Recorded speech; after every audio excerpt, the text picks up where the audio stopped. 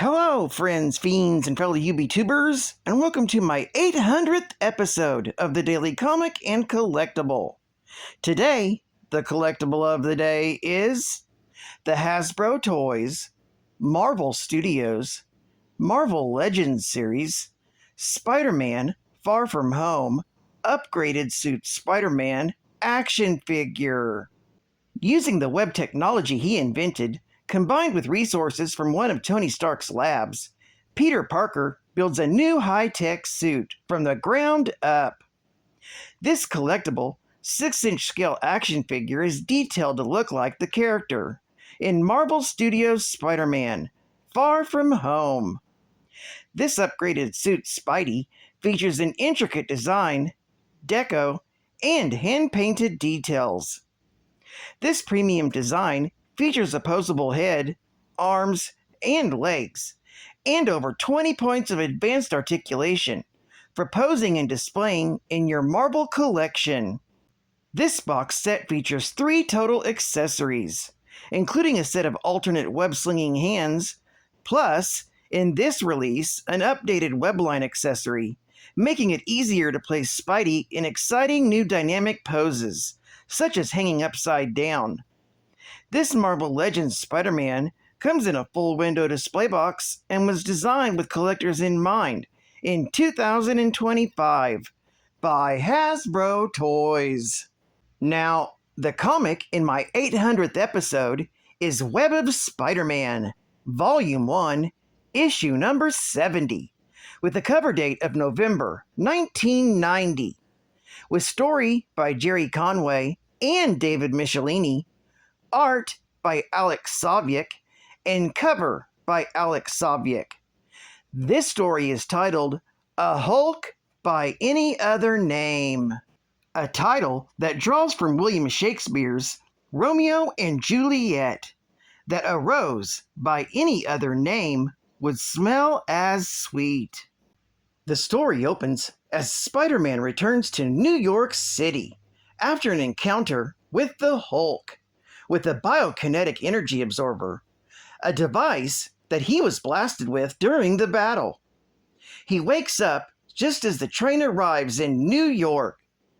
Feeling weak, the wall-crawler leaps off the train and changes back into Peter Parker. Feeling incredibly tired, Peter decides to store the biokinetic energy absorber in one of the pay lockers at Grand Central Station until he can get some rest and come back for it. Suddenly, his spider sense goes off, but it's only another commuter getting off a train. Leaving, Peter is thinking that his spider sense might be out of whack as well. Heading outside to catch a taxi, Peter witnesses a group of young kids harassing a man.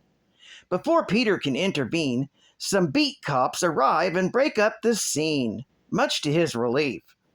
As Peter gets into his taxi, he witnesses as the youths get away from the cops and run into the station to hide and come up with their next scheme. When Peter arrives at Jameson Publications to drop off the photos he took, he gets troubles from Betty Brant, since he abandoned her in Connecticut without telling her where he was going. Jameson backs Betty up, and as the two scold Peter for his unprofessionalism, he quickly loses his temper. He shouts at them to leave him alone, and then storms out of Jonah's office. Feeling something is very wrong, Peter rushes up to the roof, unaware that he's setting off a silent alarm by doing so. After he's finished changing into Spider-Man, 2 security guards confront him. Losing his temper even more, Peter warns them not to make him mad, but it is too late. Suddenly, Spider-Man grows in size and his skin turns green, becoming some kind of Spider-Hulk in the process. The frightened guards open fire on the hulked-out web-slinger, but their bullets bounce harmlessly off his skin. The Spider-Hulk swats the guards away and leaps off the building. Confused and exhausted, the Spider-Hulk lands in a decrepit area of the city and goes to sleep. As he begins to relax, the Spider-Hulk reverts back to human form as Peter Parker. As he slumbers, a group of people surround the masked hero. When the wall-crawler wakes up, he discovers himself in the shantytown of homeless people who have come to his aid. Spider-Man thanks them for their charity, but fearing that another transformation would put them in harm's way, the wall-crawler wisely decides to leave. Now, hoping to learn about Armand Jones, the creator of the biokinetic device, Spider-Man swings to Forest Hills, where he pays a visit to Betty Brant at her apartment. He asks for all the information that Betty had on Jones. Betty gives Peter her notes, but noticing that he doesn't look well, she suggests they contact his wife. However, Peter assures her this isn't something to worry Mary Jane about, and leaves. Changing back into Spider-Man, Peter goes to Armand Jones's lab, where he finds his notes on a table. Unfortunately, when he picks up the notes, he sets off a blaring alarm. The noise angers the wall-crawler enough to trigger another transformation into the Spider-Hulk. However, the wall-crawler manages to get away from the source of the noise and get himself back under control, reversing the transformation. Reading over Armand's notes, the web-slinger learns that the device absorbs and rechannels biokinetic energies from one individual to another. He correctly deduces that he was jolted with the Hulk's energy, creating his current situation. However, he also discovers that the same device can cure him of his condition. So he heads back to Grand Central Station to recover it from his locker. Unfortunately, by the time the Spider-Man arrives, the locker has been broken into, and the device stolen by the same punks he saw earlier. Growing angry, Spider-Man changes into the Spider-Hulk once more, scaring a homeless man that was sleeping next to the lockers. Threatened with violence, the homeless person tells the Spider-Hulk who took the device and where they went. By this point, the kids have been found by the police again and are fleeing capture. It's then that the Spider-Hulk arrives, demanding the device from the youths.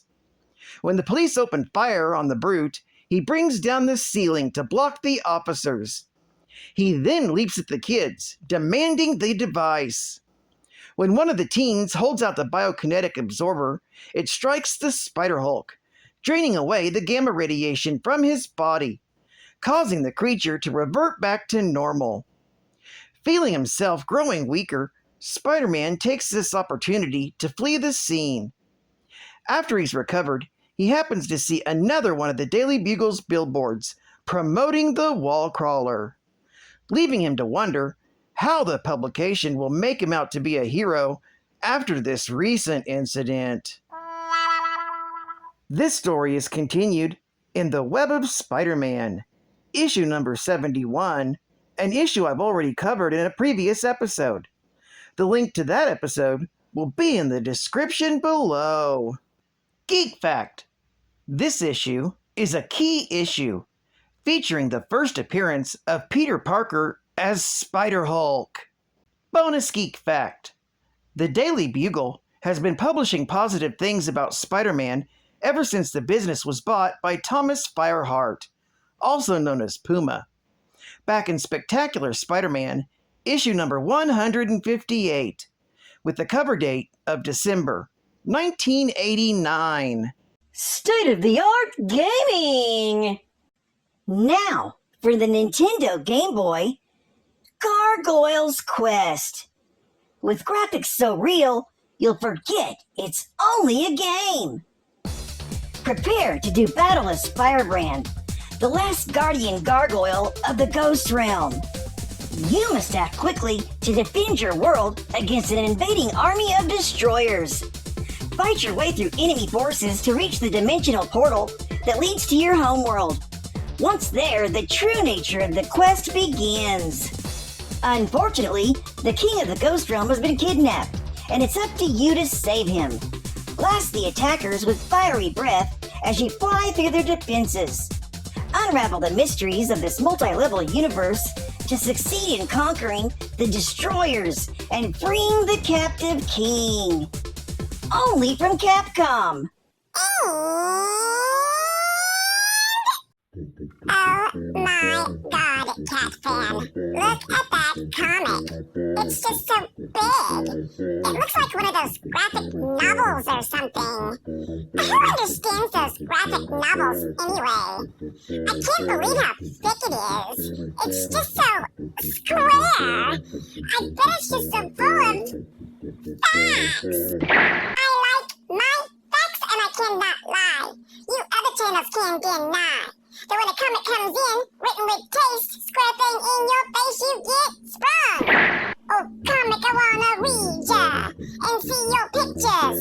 Catfan tried to warn me, but facts you got makes me so happy. I've got 2 facts in the middle and a final on back. 2 facts in the middle and a final on back. 2 facts in the middle and a final on back. 2 facts in the middle and a final on back.